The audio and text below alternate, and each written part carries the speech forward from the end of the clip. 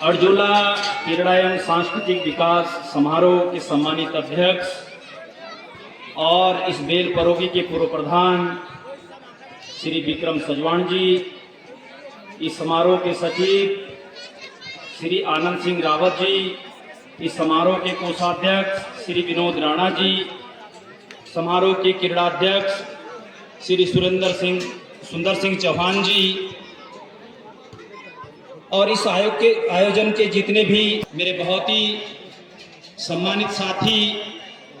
जो कि शिक्षा के क्षेत्र में समय समय पर मेरा मार्गदर्शन और मेरे विद्यालय का मार्गदर्शन करते रहते हैं, ऐसे श्रीमान सिया सिंह चौहान जी, इस पर श्री कन्हैया राणा जी और मेरी ग्राम पंचायत के भूतपूर्व प्रधान और मेरे चाचा श्रीमान प्रताप सिंह पवार जी, इनके साथ में श्री जगत पवार जी। मंच पर नाम लूं तो ऐसा नहीं कि मैं आप लोगों के नाम नहीं जानता हूं, आप सबके नाम मैं जानता हूं, परंतु मुझे लगता है कि संबोधन में काफी लंबा समय लग जाएगा, इसलिए मंच पर जितने भी हमारे सहपाठी मित्र,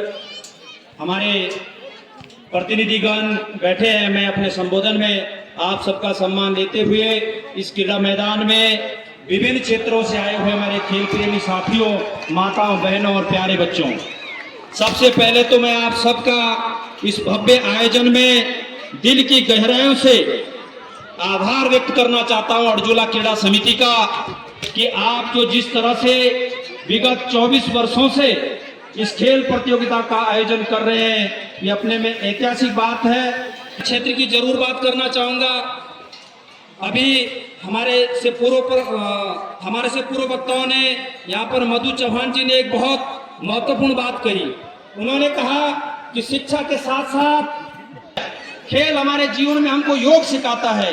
खेल हमको जो है स्वस्थ रहने के जीवन की प्रेरणा देता है, और ये हमारा क्षेत्र है, हमको इस पर बड़ा गर्व है कि इस क्षेत्र से जसपाल राणा जैसे लोग भी जो है पैदा हुए हैं, और जसपाल राणा ही नहीं, बहुत सारे लोग होंगे जिनके नाम अभी हमारे सामने नहीं है। मैं अपने सभी क्षेत्र के खेल प्रेमियों से इस मंच के माध्यम से एक अपील और करना चाहूंगा कि आप निश्चित तौर पर इस तरह के जो खेल हैं, खेलों में मैं बात करना चाहूंगा, कबड्डी की बात करना चाहूंगा, दौड़ की बात करना चाहूंगा, लॉन्ग जंप की, हाई जंप की बात करना चाहूंगा। इसके लिए हमारे प्रदेश में शासन के द्वारा विशेष नीति बनाई गई है, और शासन के द्वारा भी जब हम खेल कुंभ मेले के आयोजन की बात करते हैं तो प्रत्येक विकास खंड में खेल प्रतियोगिताएं होती है, और जो बच्चे उस पर प्रथम आते हैं, सेकंड आते हैं, वो राज्य स्तर पर जाते हैं, अंतर्राष्ट्रीय स्तर पर जाते हैं, और उसके जो सर्टिफिकेट होते हैं उनके जीवन में वो बहुत काम आते हैं। मैं देख रहा था अभी बहुत सारे लड़के बीएससी में एडमिशन ले रहे थे और वो मेरिट में पीछे रह रहे थे, परंतु जब हमने उनको मोटिवेट किया कि अगर आपके पास खेल का सर्टिफिकेट है तो आपको 10 अंक और अतिरिक्त मिलेगा, और उन बच्चों को बहुत आसानी से जो है उसमें एडमिशन मिल गया। हम बात करते हैं क्रिकेट आदि की, मैं क्रिकेट का विरोध नहीं कर रहा हूं, परंतु उसके लिए हमारे लिए बहुत अच्छी खेल की व्यवस्था, खेल की नीति अभी हमारे जनपदों में, ब्लॉकों में नहीं है, उस तरह का मैदान नहीं है। परंतु कबड्डी के लिए हमारे लिए सबसे उचित मुझे लगता है कि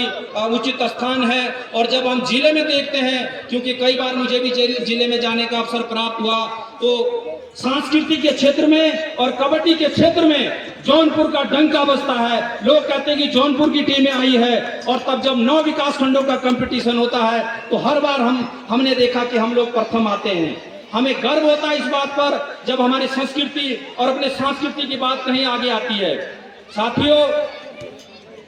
हम विकास की कड़ी की जब बात करते हैं तो निश्चित तौर पर हमको विकास के लिए हम सब लोगों को एक होना चाहिए। अपने जौनपुर में हम देखते हैं, हमारे